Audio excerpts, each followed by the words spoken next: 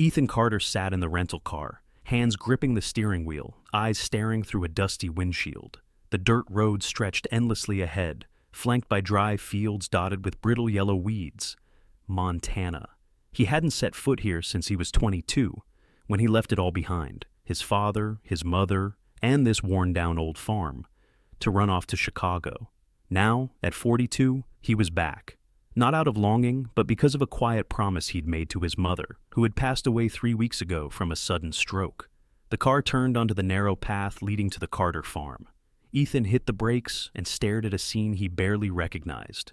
The once white wooden fence now leaned and splintered like the teeth of an old man. The ground was cracked and dry, no trace of the potato and cabbage rows his mother once tended with care.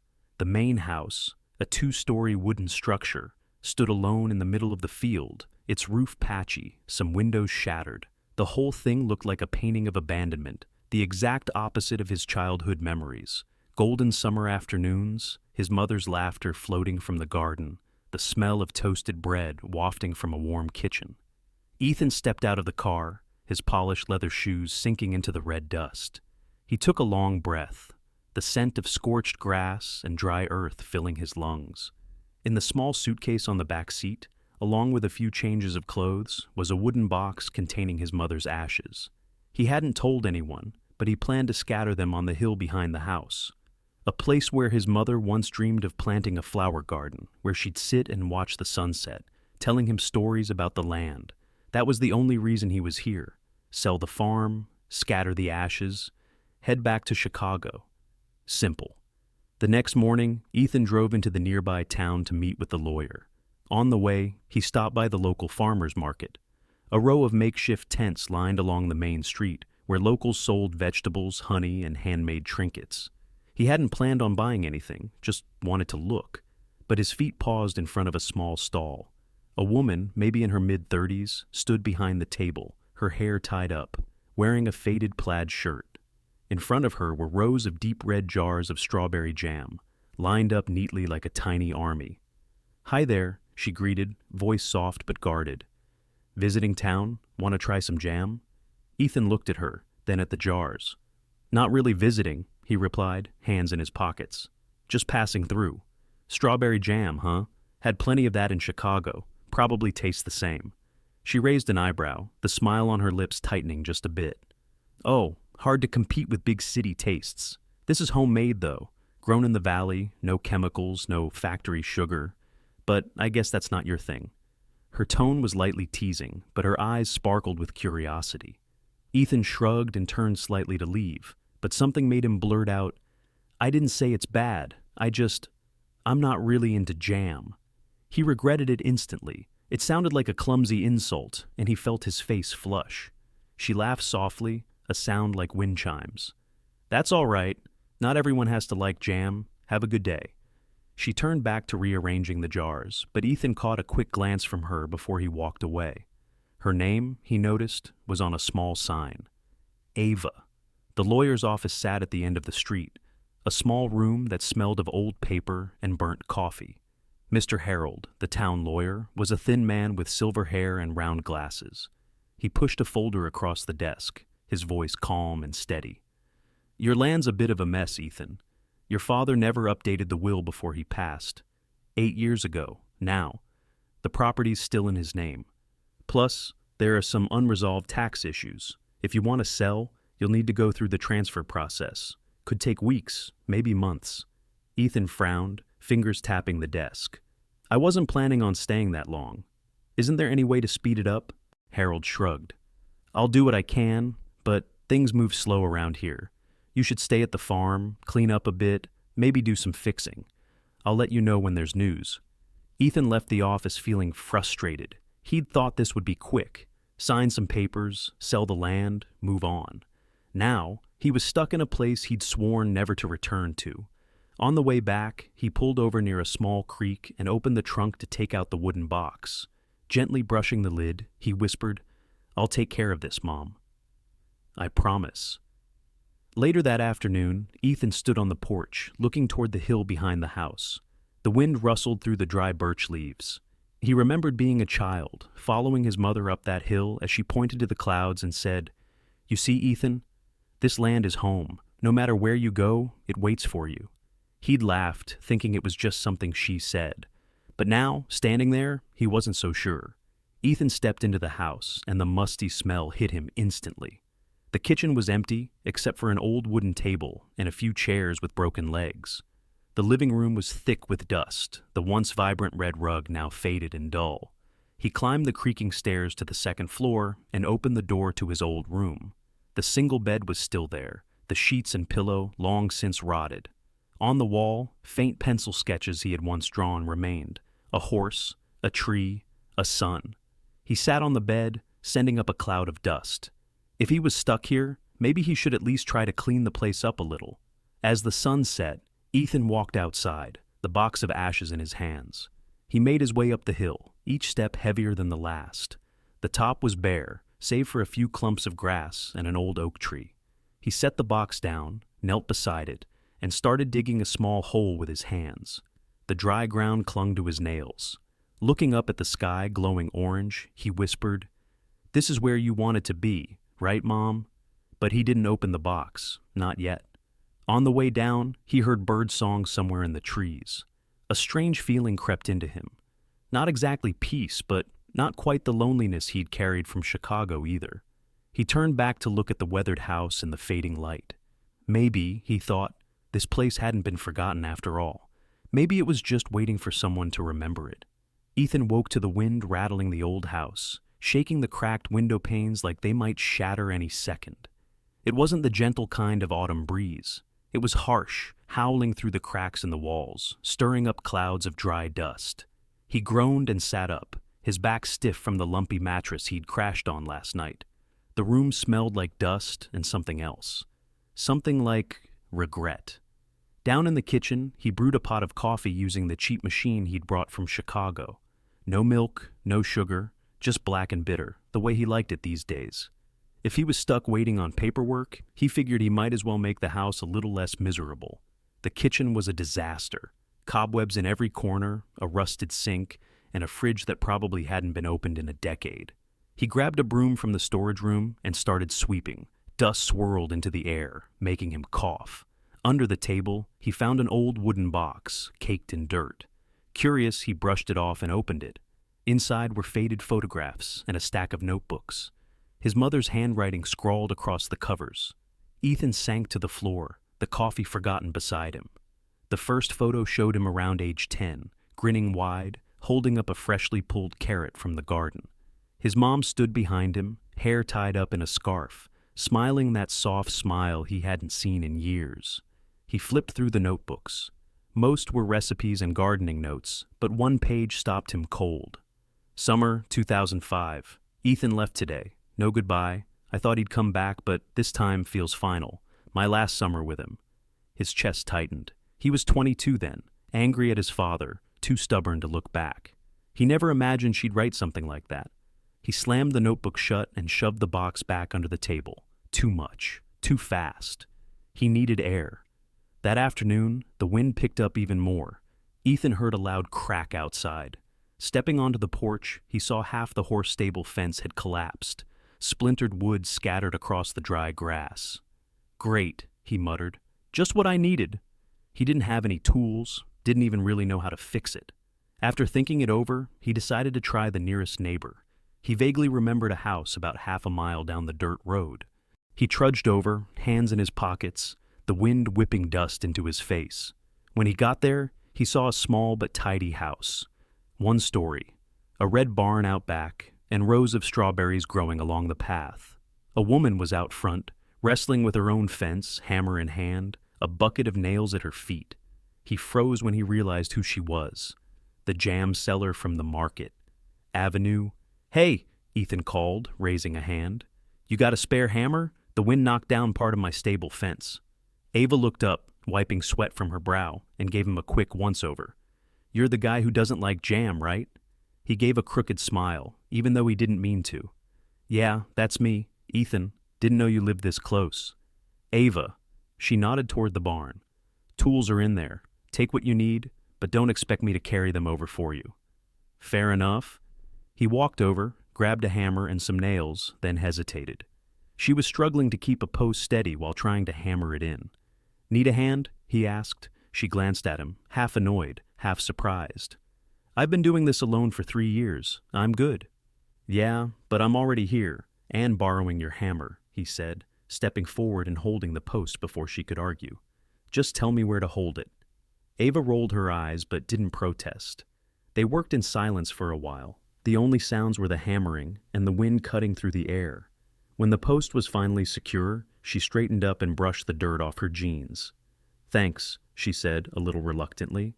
"So, why'd you come around here anyway? You really live close?" Ethan leaned on the fence, catching his breath. "Yeah, my family's old farm isn't far. I came back to sell it. Figured it'd be quick. Turns out the paperwork's a mess.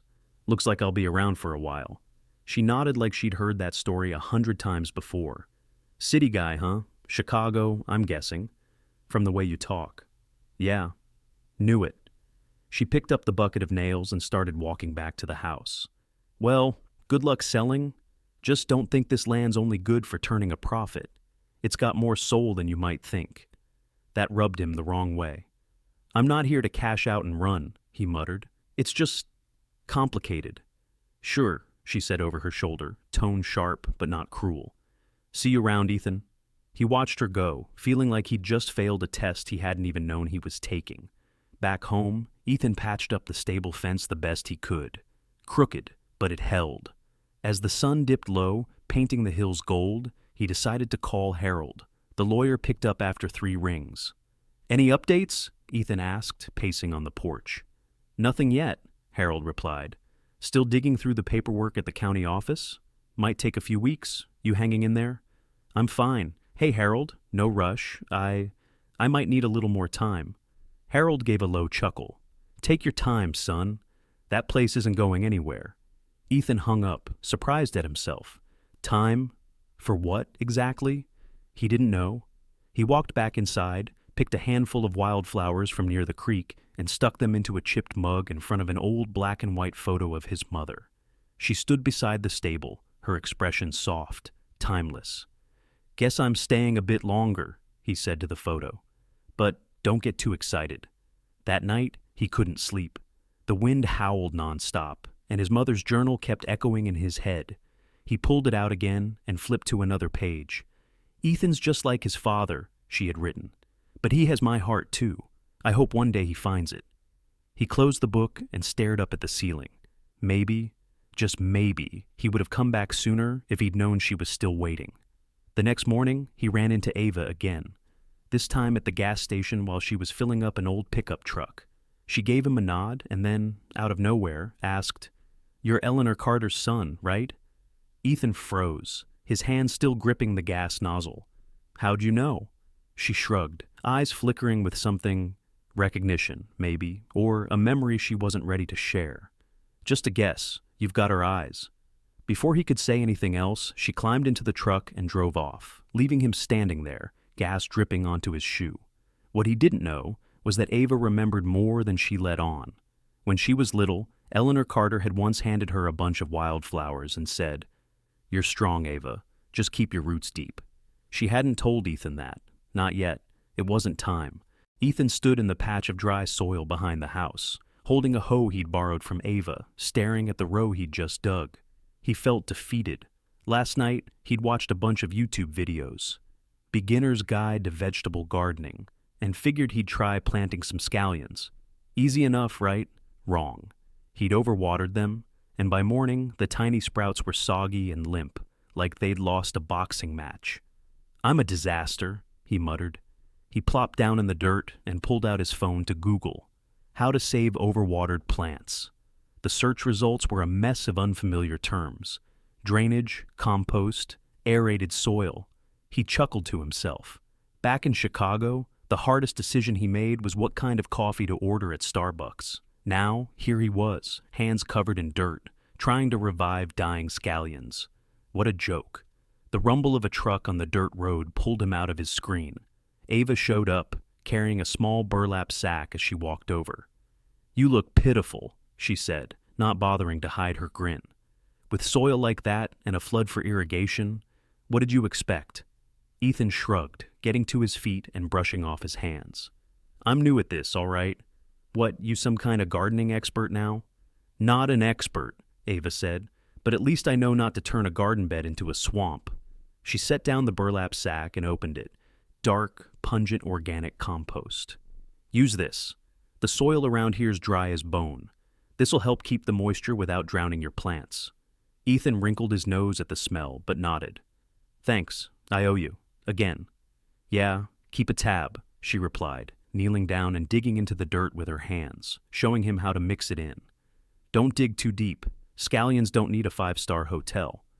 They worked together for a while, quiet but comfortable. Dirt got under Ethan's nails, sweat rolled down his back, but somehow his mind felt lighter than it had in weeks back in Chicago.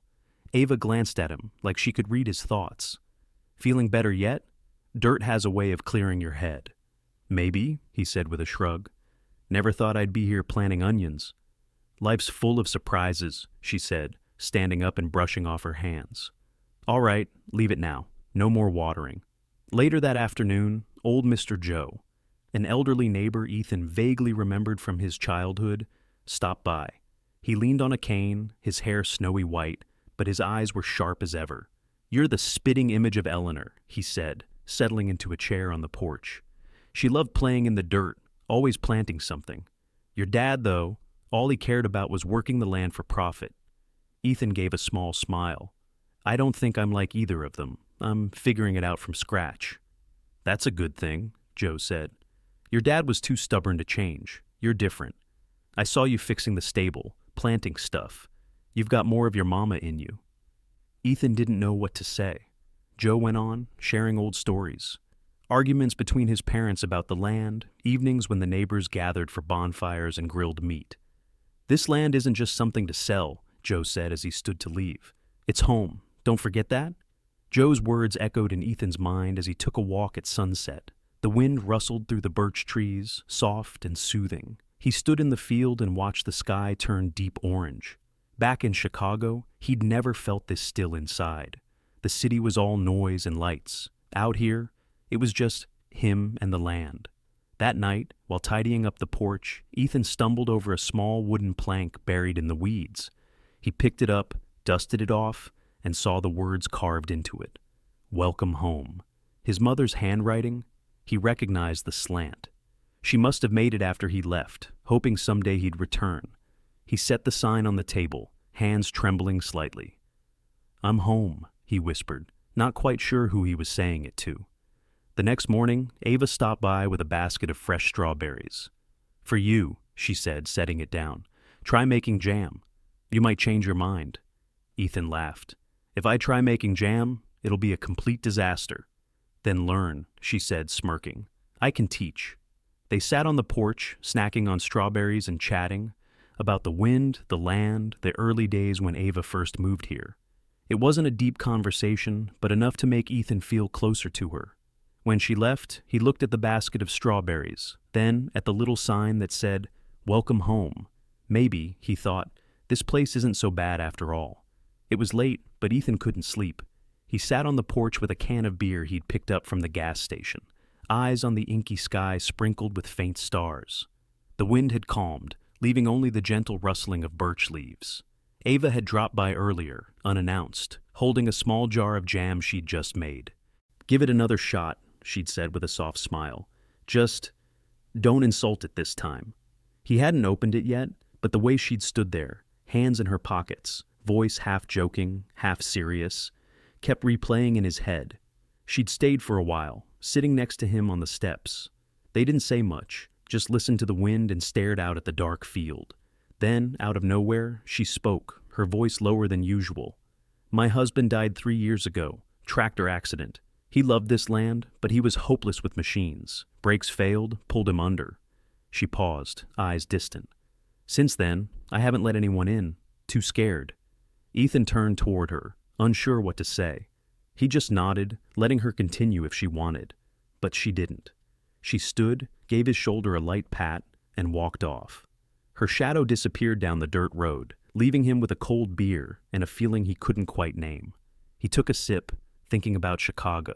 His 5-year relationship had ended right as his mother was dying. His ex, Jen, had been cheating. He'd found out through a message she forgot to delete. "I need space," she'd said when he confronted her. Space. While he was juggling hospital visits in an empty apartment. He'd left Chicago right after the funeral, never looked back. "Everything there just made me feel lost," he murmured, like he was talking to Ava, even though she wasn't there. A few days later, the town held a community dance at the local hall, a small metal-roofed building strung with dangling yellow lights. Ethan hadn't planned on going, but Ava showed up at his door in a clean shirt and jeans, truck keys in hand. "You're coming with me," she said. It wasn't a question. "Keep sitting around and you'll turn into an old man before your time." He agreed reluctantly, threw on an old jacket he'd found in the closet, and followed her there. Inside, country music played through worn speakers. Townsfolk laughed and mingled. Kids ran between tables piled with food. When a slow song came on, Ava pulled him to the dance floor. "I don't know how to dance," he warned. She just smiled. "Then follow me. It's easy." She placed a hand on his shoulder and led him through the steps.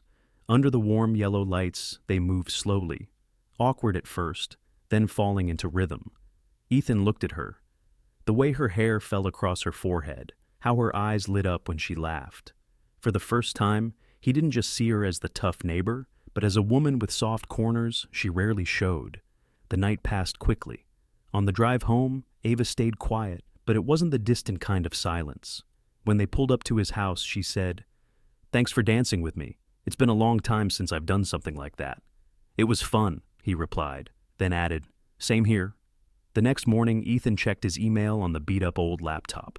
A message from Mike, an old friend from Chicago, jumped out at him. "Creative director opening, 6-figure salary, big-name agency, come back, man. Don't waste your talent in the middle of nowhere." Ethan read it over and over, fingers frozen on the keyboard. This was the kind of opportunity he used to dream about. A chance to return to the ad world, reclaim the status he'd lost when he walked away from the city. So, why didn't it excite him? He left the laptop open and stepped outside for air. When he came back, Ava was in the kitchen, holding a basket of fresh greens she'd just picked. She glanced at the screen but said nothing. Instead, she set the basket down and asked, "Did you make coffee yet? I could use a cup." Ethan nodded, pretending she hadn't seen the email, but her expression had shifted slightly. Something unreadable, like she was holding back a question she wasn't ready to ask. The next day, Ethan hiked up the hill behind the house, carrying the box with his mother's ashes. He sat under the old oak tree, opened the lid, but didn't scatter them. He just scooped up a handful of dry soil, letting it crumble through his fingers. "What do you think, Mom?" he whispered. "Should I stay or go?" The wind answered with silence. When he got back, Ava was standing by the horse stable, holding an old bucket. "Came by to borrow some water," she said. "Pump at my place broke." He nodded and led her into the kitchen. They stood by the sink, filling the bucket, making small talk about the weather. Then she asked, out of nowhere, "Have you ever felt like you actually belong somewhere?" Ethan blinked. I've just lived. Never thought about it." She nodded like that made sense. "I used to feel that way too, until I lost my husband. This land kept me here, even when I didn't want to stay." She gave a small, almost bitter smile. "Maybe it's keeping you too." He didn't respond, but her words stayed with him through the night. Rain came after midnight, not the soft, steady kind he knew in Chicago, trickling down high-rise windows, but a full-blown Montana storm, with lightning slashing across the sky and wind roaring like it was trying to rip the birch trees from the ground. Ethan lay in bed, listening to the roof creak and water drip onto the rotting floorboards. "If this place collapses, that's it for me," he muttered. Then he thought of Ava. Her house was just down the road, smaller, older, and she was alone in this. He sat up, threw on the raincoat hanging by the door, grabbed the flashlight from the kitchen, and decided to check on her. The dirt road had turned to thick, sucking mud. His shoes sank deep, cold water soaking through his socks. The wind slapped at his face so hard he had to duck his head, shielding the flashlight from the downpour. Lightning lit up the field in brief flashes of blinding white. When he reached Ava's place, he saw a dim light flickering in the window, but the front yard was flooded, water up to his ankles, swirling with broken branches and a flipped-over plastic bucket. He banged on the door, yelling over the storm, "Ava! You in there?" No answer. Then, crash. A sharp noise from inside, like glass breaking. The door wasn't locked, so he pushed it open and stepped in, rain dripping from his coat. Ava was in the kitchen, holding an old bucket, trying to bail water out the back door.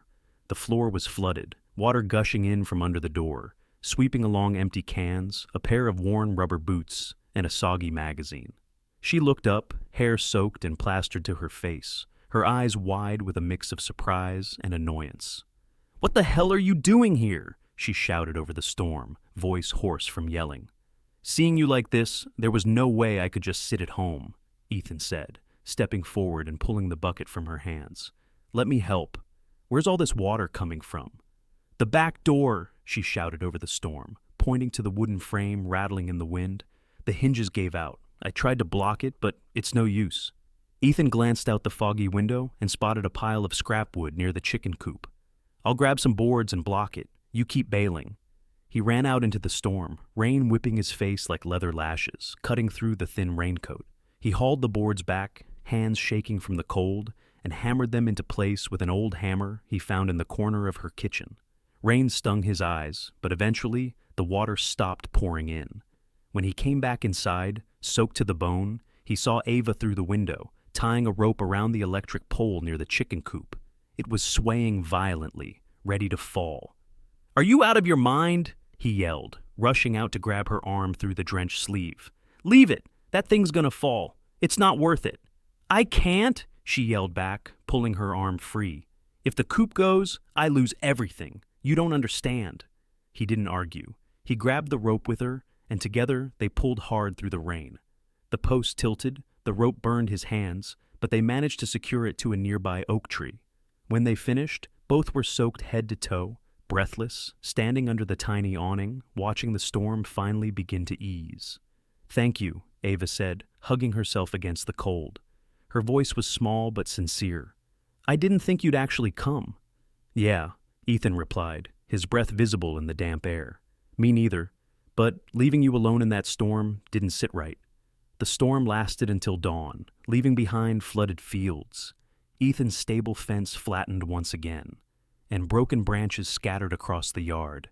At sunrise, Ava left after turning down his offer to stay. "I'm fine. You go rest," she said. Ethan sat alone in the kitchen, staring at the cold, damp house.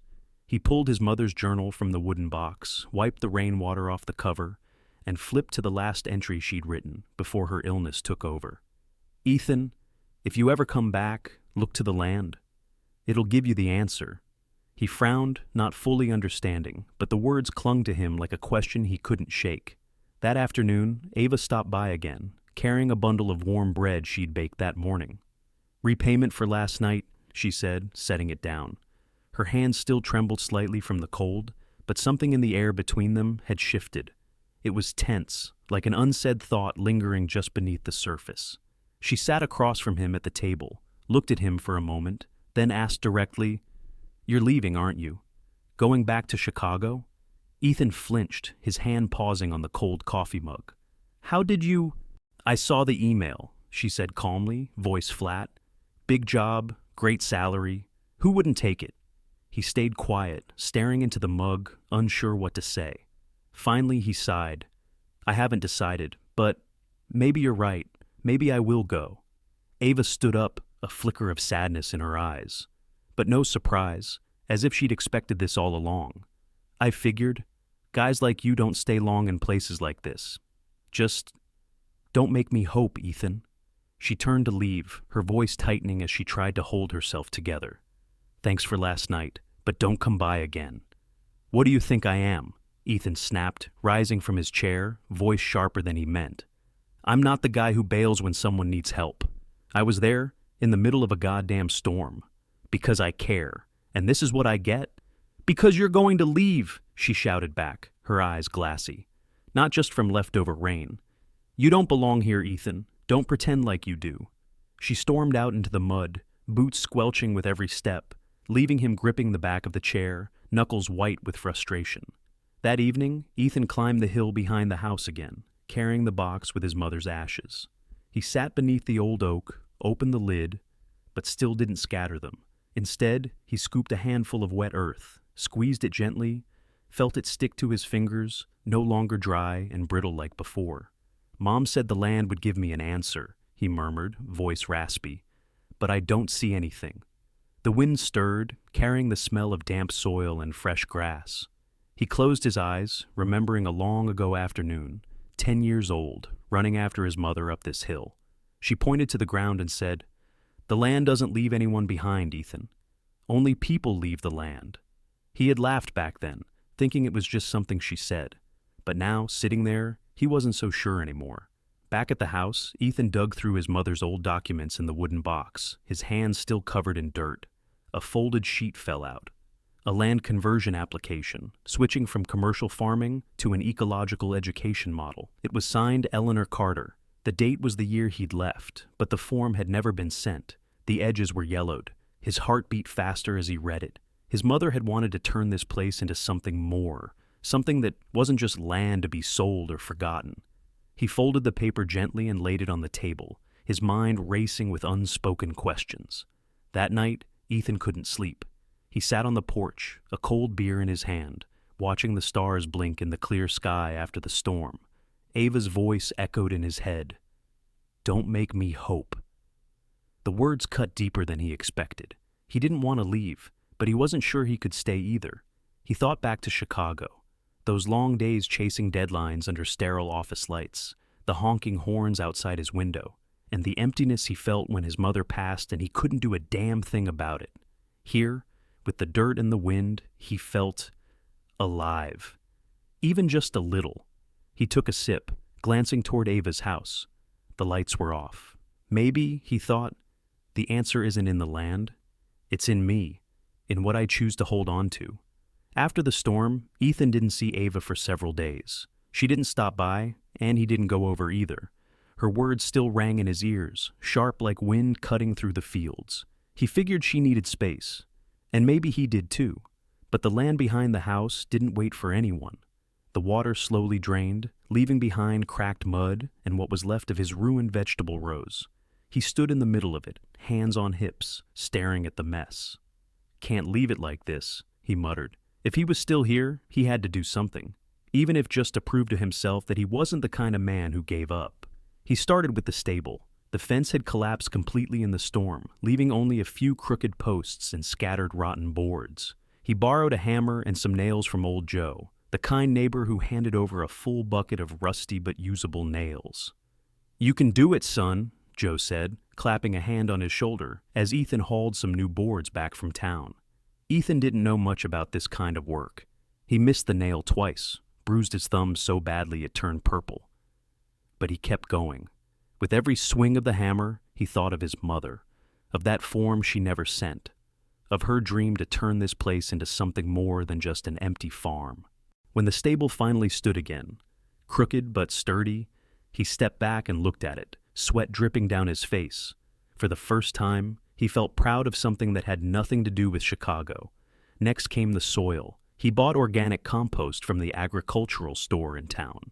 Following what Ava had taught him days earlier, he turned the earth again, mixed in the compost, and this time was careful not to overwater. He read more about soil restoration, regenerative farming, the kind of things his mom had scribbled about in her notebooks. Soil needs to breathe, she'd written, just like people. He didn't understand all of it, but he tried anyway, one step at a time, and each time he pressed the shovel into the ground, he felt something under there, something alive, something waiting. One afternoon, while clearing out the old shed behind the house, Ethan found a worn cloth pouch wedged between some rotting crates. Inside were seeds, tiny, reddish-brown, dry as the dirt outside. A faded label stuck to the front in his mother's handwriting. Red amaranth. Special variety.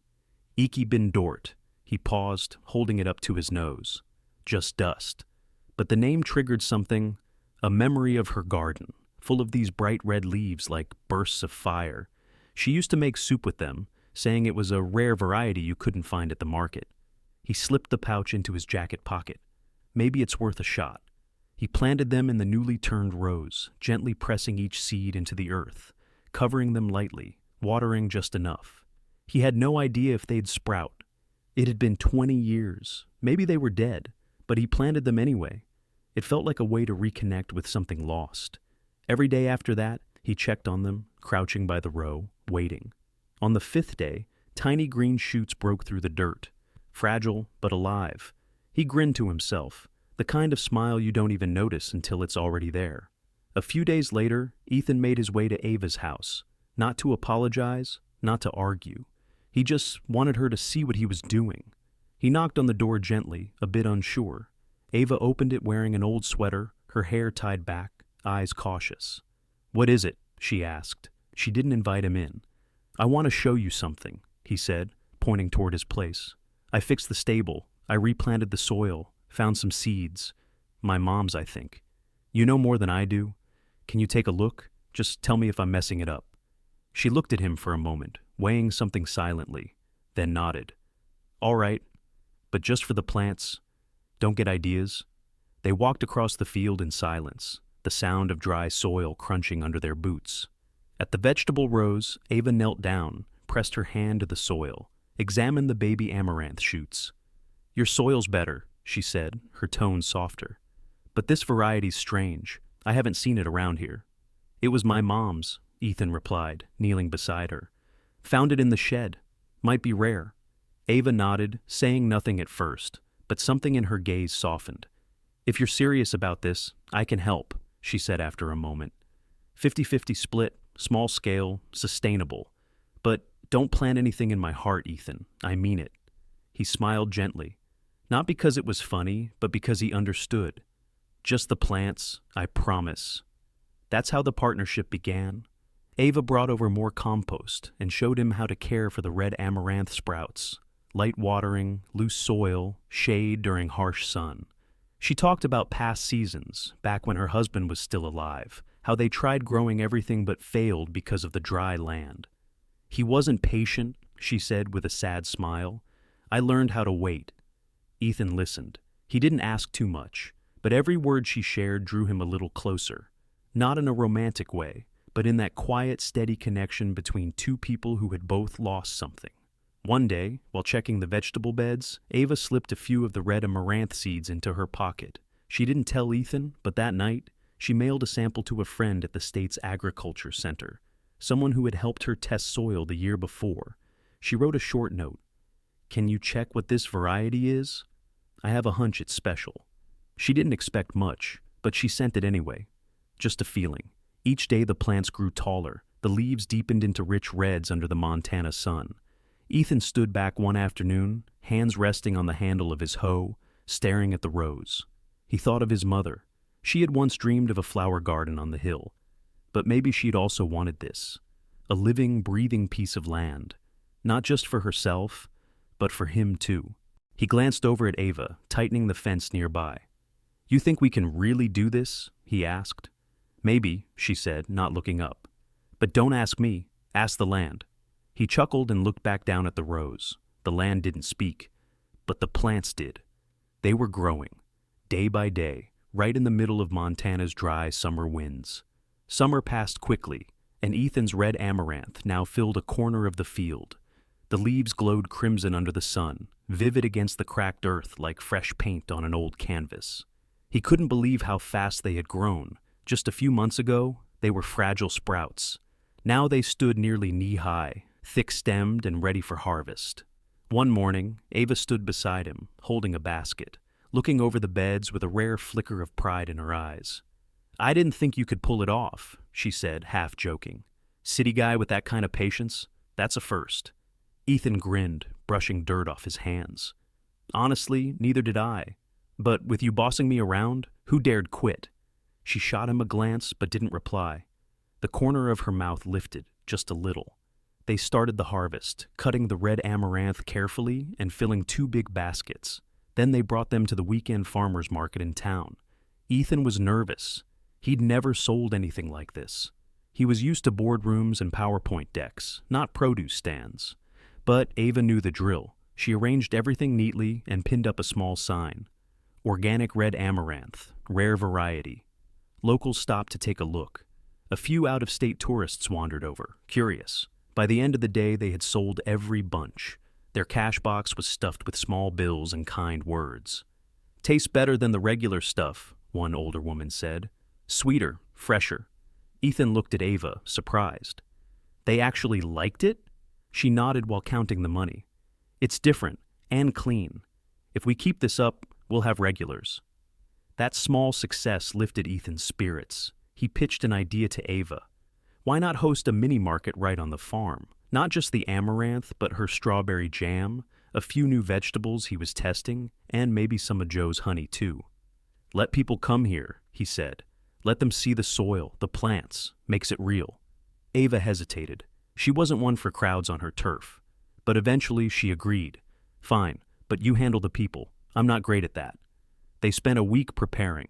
Ethan cleared the weeds at the entrance, fixed up the path, and built a few tables out of old wooden planks from the shed.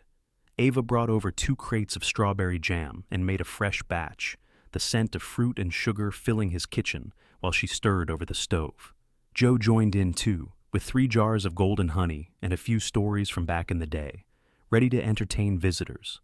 The day of the farm market came with clear skies and a breeze, a perfect Montana day. Locals wandered in, followed by a few families from nearby towns. Cars lined the dusty road. They sold out of red amaranth within 2 hours. The jam was gone before noon. Even Joe's honey didn't last.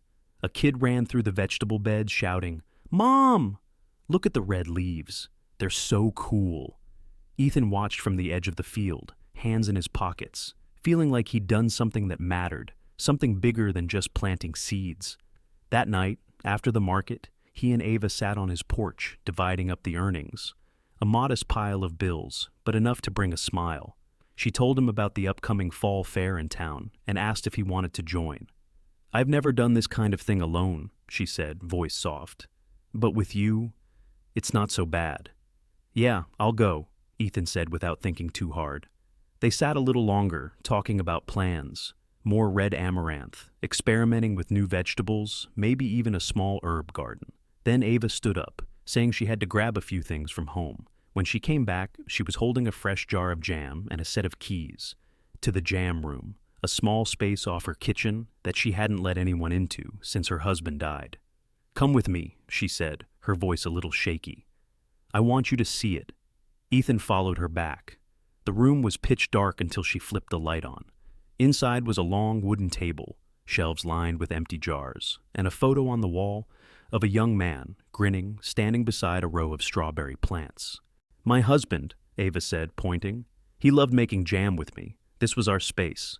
She paused, took a breath. "You're the first person I've let in." Ethan looked at the photo, then at her. "Thank you," he said quietly, unsure what else to say. But he understood. This wasn't just a room. It was a piece of her heart she had decided to unlock. The next morning, Harold called. "The paperwork's done," he said over the phone. "The farm's officially yours. If you want to sell, I can start today." Ethan held the receiver, staring out at the field where a few red amaranth plants still swayed in the breeze. He could sell, take the money, go back to Chicago, start over. But all he said was, "Thanks, Harold. I'll think about it." That evening, Ethan and Ava sat in her yard after prepping for the fall fair. The moon hung low over the hill, casting a silvery glow across the ground. Ethan turned to her and asked softly, "If I stay, would you let me?" He wasn't sure he wanted to hear the answer, but he asked anyway. She didn't respond right away. Instead, she reached out and gently took his hand. A brief, warm touch, but enough. Then she stood, went inside, and came back with an old photo. She handed it to him. A 13-year-old girl with messy hair and a bright smile, holding a bunch of wildflowers. "Your mom took this," Ava said, voice trembling. "She gave me those flowers, told me to learn to grow things. I owe her a dream, Ethan." He looked at the photo, then back at her. Ava's eyes now mirrored the girl in the picture. Bright, full of hope, even with the scars time had left. "Then let's pay it forward," he said, placing the photo gently on the table. "For my mom, and for you." A year had passed since Ethan decided to stay in Montana. The Carter farm no longer looked like the place he'd first returned to. The fences stood straight, freshly painted white. The horse stable had a new red metal roof. Beside it, Ava's property blended in, forming a wide, green stretch of land. Red amaranth grew in neat rows, mixed with greens, scallions, and a small herb patch Ava had suggested in spring. They weren't just growing to sell anymore, though the amaranth had become something of a local specialty, even attracting out-of-state tourists. They had also started teaching local youth about sustainable farming, just like the idea his mother had written in that old, unsigned form. It all began at last year's fall fair. After their successful trial market, Ethan and Ava brought their produce to the town's big event, along with a board explaining how they'd revived the dry soil.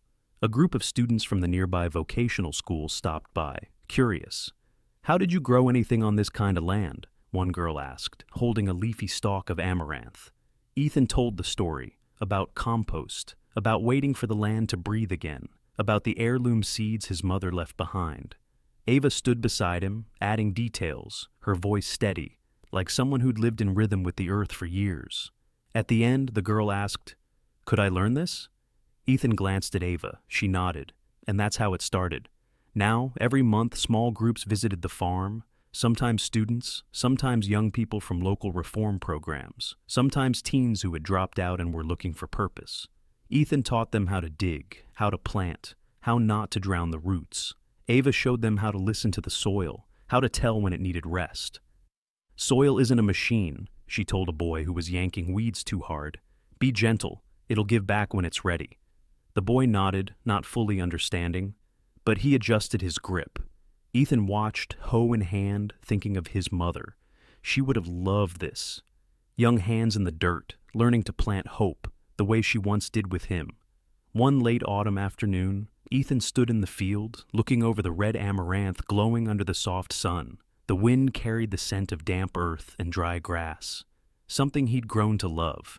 Ava approached from the strawberry patch, carrying a basket of ripe fruit, her hair tousled by the breeze. She smiled, that wide, rare smile that made her look younger, freer, like she'd reclaimed something lost.